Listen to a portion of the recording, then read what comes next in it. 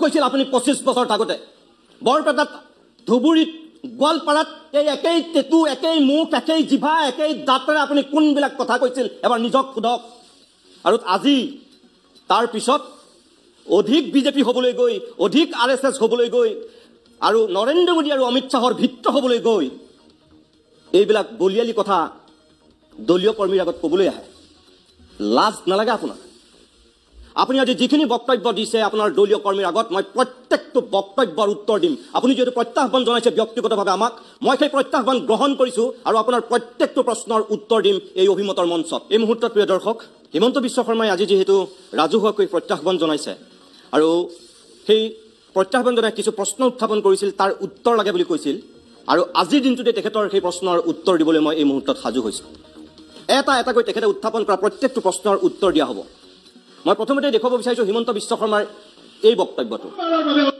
অনুভৱ কৰিছো আৰু মই নাজানো ৰাষ্ট্ৰত বিচাৰকৰ আসনত গালি পাৰাৰ প্ৰথম পুৰস্কাৰটো কোনে পালে কোনজনে পালে আবৃত্তি কৰাজনে পালে নে গাখীৰ খুওৱাজনে পালে কোনজনে পালে মই নাজানো কোনোবা এজনে নিশ্চয় পাব লাগিব মই ভাবো যে এজনে গাখীৰ খুৱাই আছিল এজনক আমাৰ এজন কাৰ্যকৰ্তা বন্ধুৱে মোক এটা টুইটাৰ পঠাইছিল যে দাদা এজন মানুহক গাখীৰ খুৱাই আছে এইজনটো মানুহ নহয় মই বোলো কি নহয় দাদা মই কি নকওঁ কিন্তু আপুনি সুধিবচোন আজি নাগ পঞ্চমী নেকি নাগ পঞ্চমী দিনা মানুহে গাখীৰ খুৱায় তো এনেকে যিবিলাক মানুহে অসমক কাল সৰ্পৰ দৰে দৰ্শন কৰিব চেষ্টা কৰি আছে আজি তেওঁলোকক গাখীৰ খুওৱাৰ কম্পিটিশ্যন হৈছে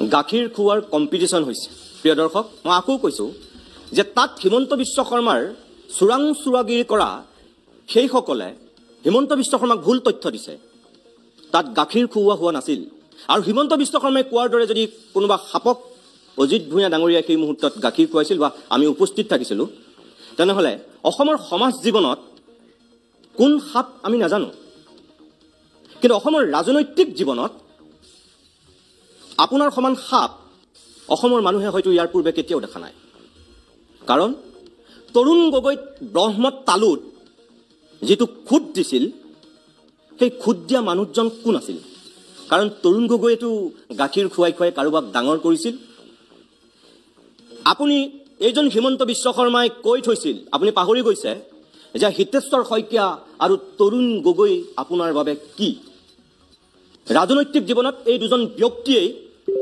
আপোনাৰ কাৰণে আছিল পিতৃস্বৰূপ আৰু সেই প্ৰশ্নটোৰ উত্তৰত আপুনি কৈছিল এজন আপোনাৰ বাবে দৈৱকী আৰু আনগৰাকী আপোনাৰ বাবে যশোদা বা এজন আপোনাৰ বাবে নন্দ আৰু আনগৰাকী আপোনাৰ বাবে বসুদেৱ এই ধৰণৰ বক্তব্য আপুনিয়ে দি থৈছিল আৰু তাৰ পাছত আপুনি মনত পেলাওক সেই হিতেশ্বৰ শইকীয়াক আপুনি এটা সময়ত কি কৰিছিল হিতেশ্বৰ শইকীয়াৰ পৰিয়ালটোক আপুনি কি কৰিছিল হিতেশ্বৰ শইকীয়াৰ মৃত্যুৰ পিছত আপুনি সেই শইকীয়াৰ ঘৰত বাথৰুমত বেডৰুমত ড্ৰয়িং ৰুমত থকা মানুহজনে হিতেশ্বৰ শইকীয়াৰ পৰিয়ালক কি কৰিছিল আপুনি আমাৰ নিজক সোধক তাৰ পিছত তৰুণ গগৈয়ে আপোনাক গাখীৰ খুৱাই ডাঙৰ কৰিছিল আৰু সেই তৰুণ গগৈ কোনে তেখেতৰ ব্ৰহ্ম তালুত বিগত 15 বছৰত সেই ব্ৰহ্ম খুদটো মাৰিছিল ইমান অকৃতজ্ঞ আৰু ইমান বিশ্বাসঘাতক ৰাজনীতিক আজিৰ দিনত অসমৰ মানুহে আপোনাক বাদ দি কাৰোবাক দেখিছে নেকি তাৰ পাছত আপুনি আকৌ আনক গাখীৰ খুওৱা উদাহৰণ দিয়ে এবাৰ নিজৰ গালকো চিকুটি চাওক তাৰ পাছত কিছুমান কথা ক'বলৈ চেষ্টা কৰক এবাৰ চাওক দ্বিতীয় কথাটো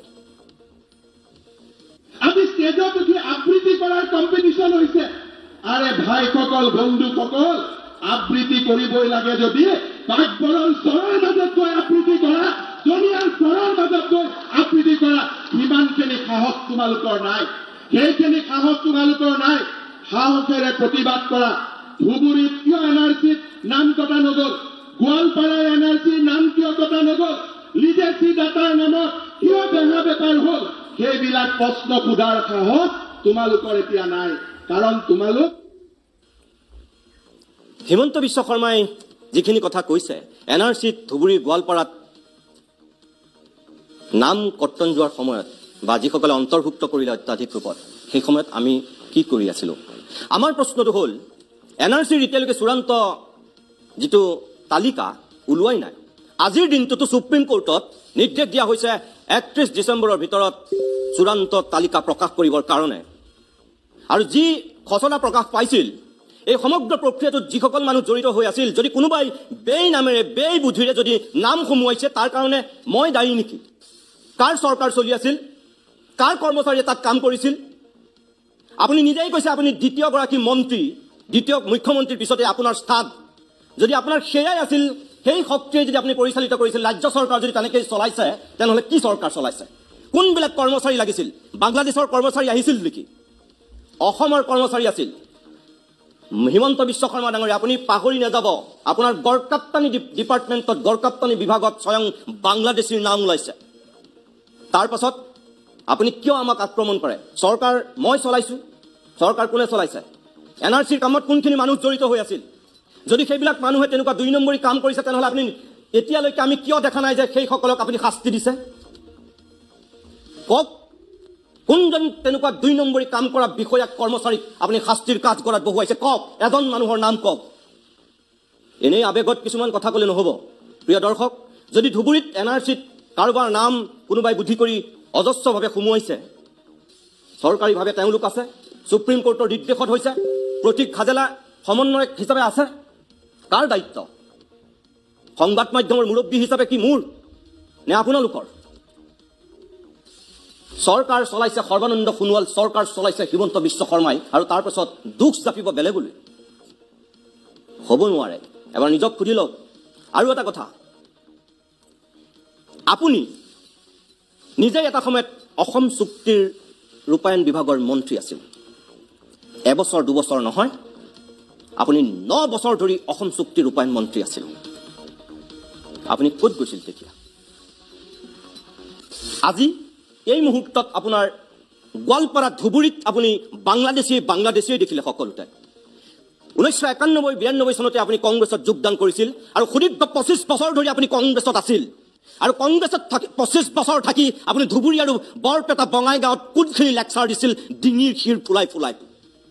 আৰু এতিয়া মাত্ৰ এই 2 বছৰ 3 বছৰ হৈছে বিজেপিলৈ ঢপলিয়াই অহা, ভয়ত পলাই পত্তং দি পৰিস্থিতিৰ তাগিদাত পৰি 25 বছৰে আপোনাৰ মন আৰু মগজুৰে সেই বাংলাদেশীক উলিয়াব নোৱাৰিলে, আপুনি নেদেখিলে।